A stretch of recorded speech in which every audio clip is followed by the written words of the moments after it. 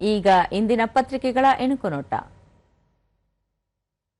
ವ್ಯಾಪಾರ ದ್ವಿಗುಣಕ್ಕೆ 2030ರ ಗುರಿ, 10 ಒಪ್ಪಂದಗಳಿಗೆ ಸಹಿ ಹಾಕಿದ ಭಾರತ ನ್ಯೂಜಿಲೆಂಡ್.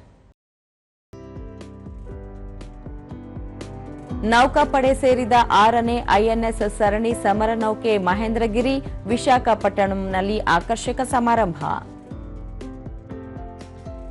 4723 ಹುದ್ದೆ ಭರ್ತಿ ಶುರು, ಕೆಇಎನಿಂದ ಒಂದೇ ದಿನ 4 ಅಧಿಸೂಚನೆ, ರಾಜ್ಯದ ಉದ್ಯೋಗ ಆಕಾಂಕ್ಷಿಗಳಲ್ಲಿ ಚಿಗುರಿದ ಕನಸು.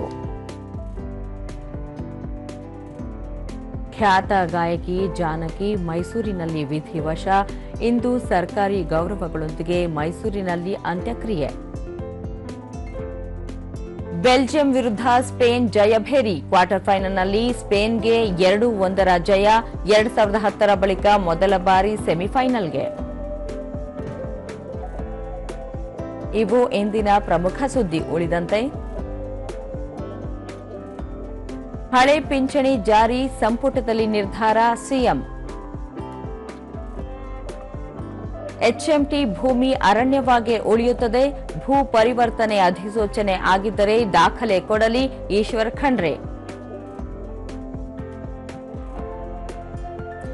ನಾಡಗೀತೆ ಬಳಿಕ ರಾಷ್ಟ್ರೀಯ ಗೀತೆ, ರಾಷ್ಟ್ರಗೀತೆ ಹಾಡಬೇಕು ಕೇಂದ್ರ. ವಿಯೆಟ್ನಾಂ 15 ಭಾರತೀಯರ ಸಾವು, ಪ್ರವಾಸಿಗರನ್ನು ಕರೆದೊಯ್ಯುತ್ತಿದ್ದ ದೋಣಿ ಮಗುಚಿ ದುರಂತ. ನೋಸ್ಕಾವಾಗೆ ವಿಂಬಲ್ಡನ್ ಮಹಿಳೆಯರ ಸಿಂಗಲ್ಸ್ ಪ್ರಶಸ್ತಿ.